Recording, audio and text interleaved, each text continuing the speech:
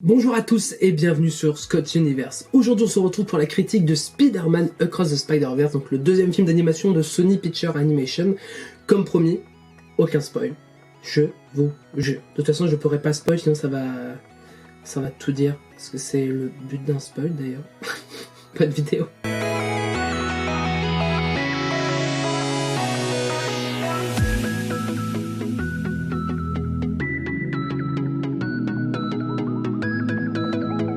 En gros, l'histoire c'est quoi? On retrouve Miles, toujours en Spider-Man, hein, ça change rien, qui va retrouver sa pote Gwen Stacy, donc du coup Spider-Gwen, et donc va faire la rencontre de notre ami Miguel O'Hara, qui est le Spider-Man 2099, qui lui normalement sait voyager dans le temps, mais là il voyage à travers les dimensions, et on voit que du coup ils ont créé une Spider-Team avec plein de Spider-Man de tous les sens, et qui vont devoir battre une menace ensemble.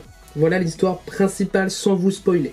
Comme vous le savez, vous avez très certainement déjà vu des critiques d'autres personnes sur Twitter, Facebook, peut-être Instagram aussi. L'animation est magnifique. Bien évidemment, l'animation est merveilleuse. Je dirais pas mieux que la première, mais ça égalise. Parce que la première, on avait déjà vu, c'était nouveau. Là, on vient de revoir. Il y a des trucs qui sont super bien faits. Je pense notamment à quand ils ont développé beaucoup le personnage de Gwen. Au début du film, ils développent beaucoup le personnage de Gwen, un peu son background, ce qui s'est passé avant. Il y a des nuances de couleurs qui sont magnifiques et ils jouent bien sur ça. D'ailleurs, il y a beaucoup de nuances de couleurs et d'animations différentes en fonction des univers différents. Et je trouve ça juste fantastique et super bien emmené. Voilà. Sauf que l'animation ne porte pas tout le film, malheureusement. Il y a l'histoire qui va avec. L'histoire tient debout. L'histoire tient debout. Le méchant du film, c'est l'attache, comme vous avez pu le voir. C'est un personnage qui est totalement ridicule. Ridicule. Ce mec est ridicule. Ce que ça va devenir l'antagoniste principal du film. Sans vous dire pourquoi ni comment. Il est inutile, il sert à rien, mais ça fait quand même avancer l'histoire et je trouve que ça fonctionne plutôt bien. Par la suite, la bande originale, les musiques, juste extraordinaire, beaucoup moins marquante que le premier, bien évidemment, parce que le premier, comme je vous ai dit, c'était la claque, c'était le premier, c'était le tac-tac. Là, la bande son, elle est moins fracassante que le premier, mais elle marche. Et je trouve même qu'elle marche mieux que la première parce que là, les musiques collent vraiment avec les scènes.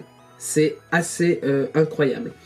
En plus, petite parenthèse, on retrouve Ganke qu'on retrouve dans les comics, hein, qui est le geek dans le fauteuil de Spider-Man, sauf que cette fois-ci, on ne retrouve pas un geek dans le fauteuil. Il aide pas Spider-Man. C'est pas un spoil, vous l'avez vu de toute façon dans le premier, mais on le revoit et du coup, c'est plutôt cool le petit clin d'œil aux comics, même aux jeux vidéo d'ailleurs, Insomniac. En plus de ça, vous vous doutez bien, il y a énormément de références dans ce film-là, c'est beaucoup de fanservice et ça marche, en fait, ça marche. Et le truc qui est difficile pour eux, c'est que tous les films l'ont quasiment fait, hein, de ramener les anciens, les bidules, du fanservice, de « Oh, regardez, il y a ça, ça fait un petit clin d'œil, bidule, machin ». C'est difficile de passer après ça, mais ils ont quand même réussi et ça marche super bien. Ils ont super bien exploité le Spider-Verse, et si je dois vous proposer un comics qui parle du Spider-Verse, c'est Spider-Geddon, qui est un événement qui est sorti dans les années 2019-2020, où du coup on voit pareil tous les Spider-Man se réunir pour combattre une seule menace.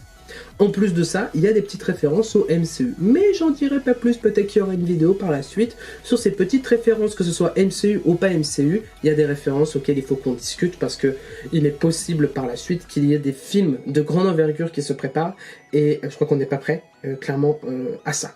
Ensuite, comme vous le savez, il va y avoir un troisième film, ça c'est pas caché, tout le monde le savait. Le troisième film s'appellera Beyond the Multiverse, The Spider-Verse, Beyond the Spider-Verse, et du coup je trouve ça bête, ça me saoule, parce qu'il y a tellement de choses qui n'ont pas été développées malheureusement dans le premier film et qu'on va devoir attendre 2 ans, voire même peut-être 3-4 ans avant le troisième, en fait, Beyond the Spider-Verse, et je trouve ça tellement bête, vraiment, je suis ressorti du cinéma, j'étais en mode putain, il manque des trucs, et c'est fait exprès, parce que du coup ça te donne envie d'aller voir le prochain film, mais t'as envie de savoir ce qui va se passer, et en tout cas la première partie du film est incroyable, l'introduction, c'est calme, mais ça suffit, on voit Spider-Man dans son quotidien, qu'est-ce qu'il fait, machin, bidule avec ses parents, et le milieu, ça marche aussi. Par contre la fin est cataclysmique, c'est incroyable. Ils envoient du lourd, en fait c'est du démarrage, un diesel. Tranquillement, ça monte et puis après ça explose tout. Et on se dit mais ça va jamais se terminer, ce film va jamais se terminer. Et au bout d'un moment, il se termine. Alors moi pour le coup j'ai pas eu de chance, je suis allé à Belle Épine, à côté de chez moi à Paris. Ils ont rallumé les lumières avant la fin du film.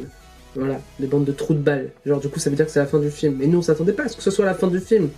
Donc du coup, ça a un peu gâché le cliffhanger de la fin du film, mais ça reste quand même un bon cliffhanger, même que j'ai traité tout le monde au cinéma, Pathé Gaumont. Oui, malheureusement, je les ai traités parce que ça se fait pas d'allumer les lumières avant la fin du film.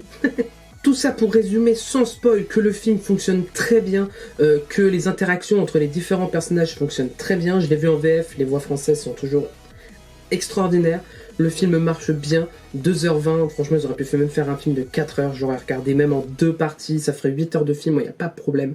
Le film fonctionne vraiment bien, même si je l'ai trouvé un tout petit peu en dessous du premier film, parce que peut-être voilà, on a déjà vu cette sauce, c'est difficile de se réinventer dans ce truc-là.